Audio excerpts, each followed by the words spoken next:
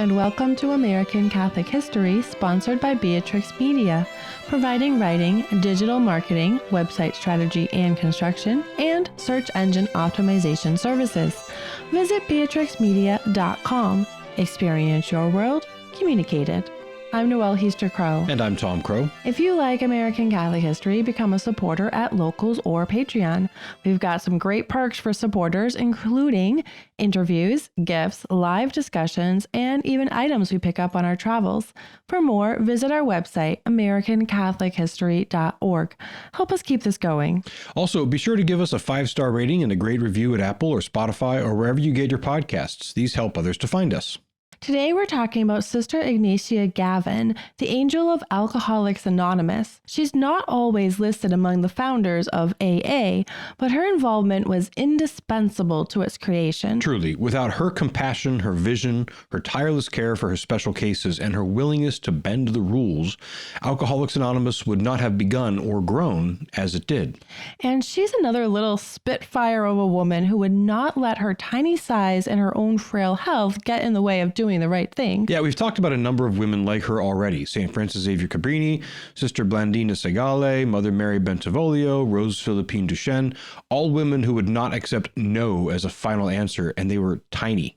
We've done episodes on all of them, and given the history of the church in this country, there are more to talk about. One difference for Sister Ignatia is that she's the only Irish woman in this group. The others were either Italian or French by heritage or birth. Sister Ignatia was born in Ireland. Yes, she was born Bridget Della Mary Gavin, a good Irish name, in January of 1889 in County Mayo, Ireland. I think some of my ancestry comes from County Mayo, which is in the northwest part of the island of Ireland, so maybe we're distantly related. Probably or maybe not. But maybe. Anyhow, when she was 7 years old, so about 1896, the family left Mayo for America. They landed initially in Newfoundland, but then made their way through Ellis Island and settled in Cleveland, Ohio. Her father was a laborer. She became a very good pianist, eventually offering private lessons. In her later teens and early 20s, she felt a call to religious life, but her mother prevented her from entering for a long time. Eventually, her mother, relented, so Bridget entered the Sisters of Charity of St. Augustine, a women's religious community founded in Cleveland in 1851. They ran hospitals and orphanages, and she was drawn to their work.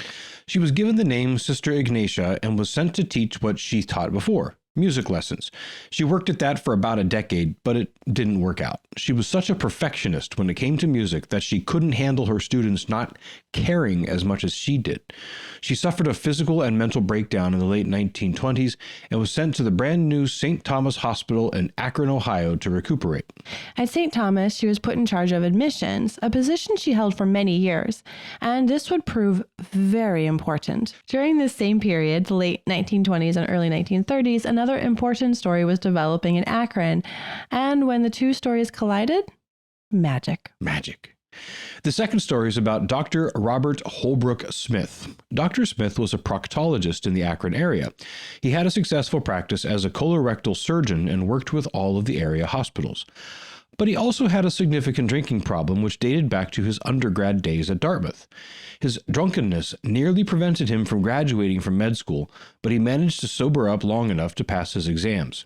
He established his practice in Akron, but his drinking was causing problems in his family and in his profession. By the 1930s, his practice was suffering. He had lost most of his prestigious clients, and the better hospitals in town had severed their relationship with him. Tiny and fairly new St. Thomas was one of the few that would have him. He finally accepted that he needed help with his drinking problem. In 1933, he attended a lecture by a man named Frank Buckman, the founder of a thing called the Oxford Group. The Oxford Group was a Christian association dedicated to helping Christians live lives of mutual aid. Through giving everything over to God, living in community, and submitting to mutual accountability, they believed Christians could live truly godly lives. I mean, it's not a bad plan as far as it goes, but without, the sacraments, it's kind of doomed as a Christian project. Mutual accountability is great, but it needs the grace of the sacrament of penance to really have the effect that Christ intended. Right, but those good parts are good, and they would produce much good fruit, especially as they inspired the 12 Steps of Alcoholics Anonymous. Certainly. As a mutual aid society, it's good stuff. If it were paired with Catholic sacraments, I imagine it'd be a real powerhouse of grace with many lives changed for the better. In fact, and I'm jumping ahead a bit here, but many fallen away Catholics who went through the Alcoholics Anonymous steps did return to the sacraments and have over the years because they see that connection. Yes, they see that the steps AA puts them through kind of points to the spiritual rigors of Catholic asceticism and the sacrament of penance. Absolutely. And that would be obvious to our main story, Sister Ignatia, whom we'll get back to in a moment. But back to Dr. Bob. Hey, it was your digression. Yes, and it's a good digression, but we don't want this episode to get too long. Right. So let's get on with it. You were saying about Dr. Bob? Yes, Dr. Bob. For 2 years, he tried to get sober on his own, but he couldn't do it. Enter an intervention of sorts. A man named Bill Wilson was in Akron on business. Wilson himself had suffered with alcoholism, but through medical attention, a mystical experience, and the support of the Oxford group, he had overcome it. In Akron, his business venture went south, and he was sorely tempted to turn to drink to deal with the disappointment. He knew he needed to talk to another recovering alcoholic to gain the strength to refuse that first drink. Through the grapevine, he was connected with Dr. Bob. Bill Wilson did not take that drink, and in return, Bill Wilson aided Dr. Bob to take his final drink in his entire life on June 10th, 1935. This watershed moment holds a special place in the annals of Alcoholics Anonymous. It is considered the founding date for AA. AA developed in these years along the same lines as the Oxford movement, an organization where fellow sufferers aided each other. Personal intervention and mutual accountability were the tools used, but AA focused on those who suffered with alcoholism rather than a complete submission of life like the Oxford movement. And now we bring these stories together to experience the magic. In the 1930s, Dr. Bob joined the staff of St. Thomas. There, he and Sister Ignatia became friends. Sister Ignatia was already personally interested in aiding those who came to the hospital with alcoholism, but she was still doing it on sort of the down low. Offering aid to drunks was not a straightforward thing in those days. No, alcoholism was not seen as a disease with a physical element. It was regarded solely as a moral failing, as though the only problem was the weakness or wickedness of the person's will. They could stop if they just choose to, you know. Hospitals, which generally were struggling with too few beds, would give drunks a place to sober up and then send them on their merry way again. For alcoholics, this was no real help at all. Sister Ignatia had seen enough alcoholics in her day, first in Ireland and then among the Irish immigrants in Cleveland, so it wasn't quite so easy. She tried to minister to them more than the hospital would technically allow, but she couldn't do much. She and one young intern, Dr. Scuderi, would do things on their own. They ministered to both the body and soul of the alcoholics, but they were hampered by the hospital's rules and the dispositions of her fellow sisters. In one well-told tale, she admitted a man who was deeply drunk, intending to tend to him personally, and then she forgot about him before going off shift and going to bed. So later that night, as he went through delirium tremens, which is the unpredictable state of disorientation and heightened agitation that can accompany withdrawal from alcohol, the sisters on overnight watch were forced to deal with him. When Sister came to morning prayer the next morning, the sister in charge of night watch solemnly intoned to her, "The next time you admit someone with DT, you had better stay up all night and run through the corridors after him." Finally, things turned for the better when she and Dr. Bob really started talking in the later 1930s.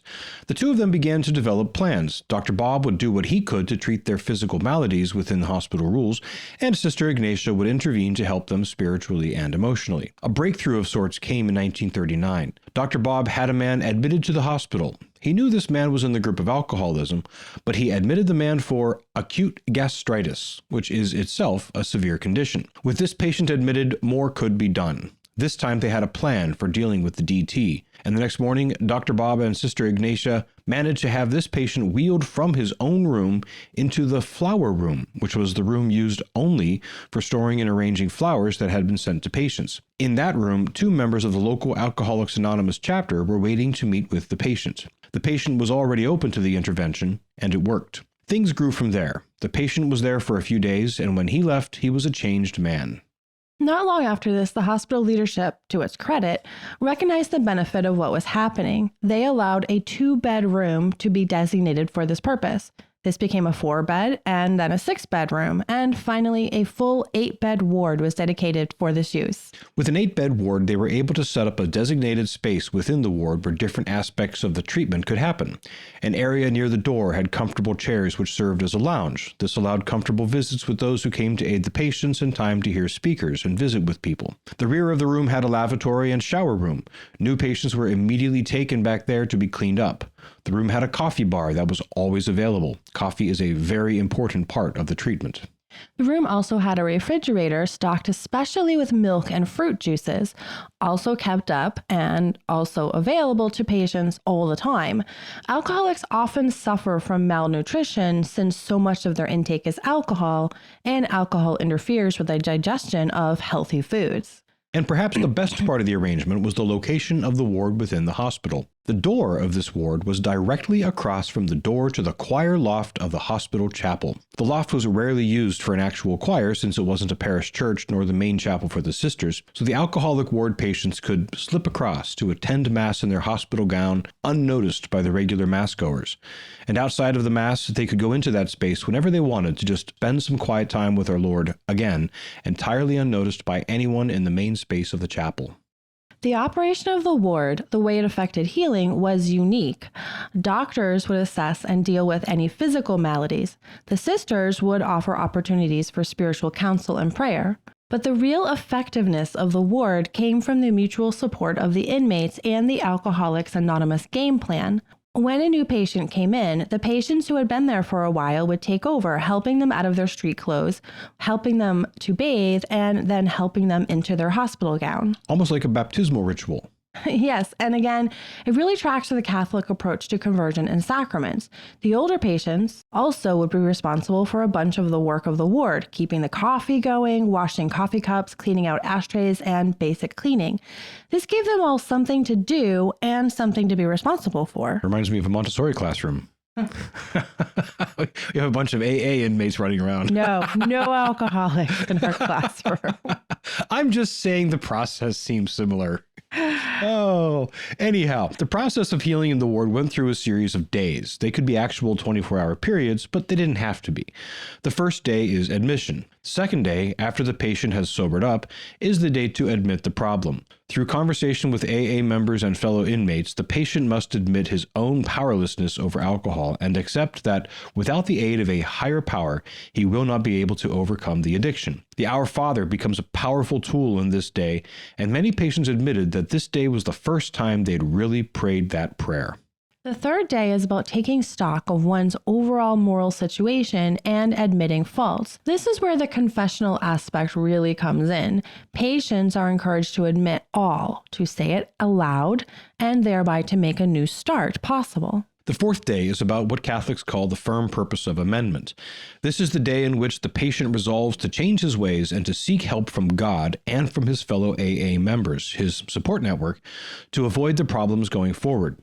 And the fifth day is about going forward to help others and to face the new day with a new start. The patient would be given a copy of The Following of Christ by Thomas à Kempis, and they also take with them the Serenity Prayer, Lord, grant me serenity to accept the things I cannot change, the strength to change the things I can, and the wisdom to know the difference.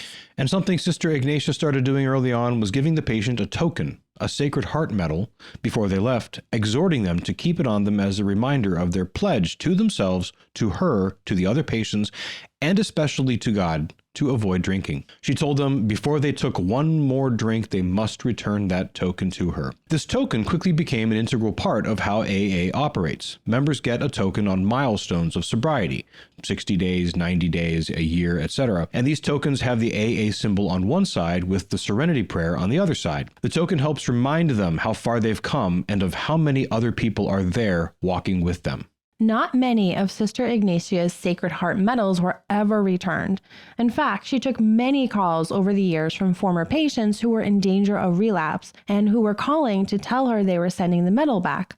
She would pray with them, encourage them, and help them find help wherever they were to avoid going back to the bottle. Sister Ignatia kept up this work at St. Thomas through the 1940s and into the 1950s, and interest in the program spread far and wide. Alcoholics Anonymous became a national movement in no time at all. The ward at St. Thomas began drawing patients from across the country. Thousands were helped personally by Sister Ignatia and Dr. Bob Smith.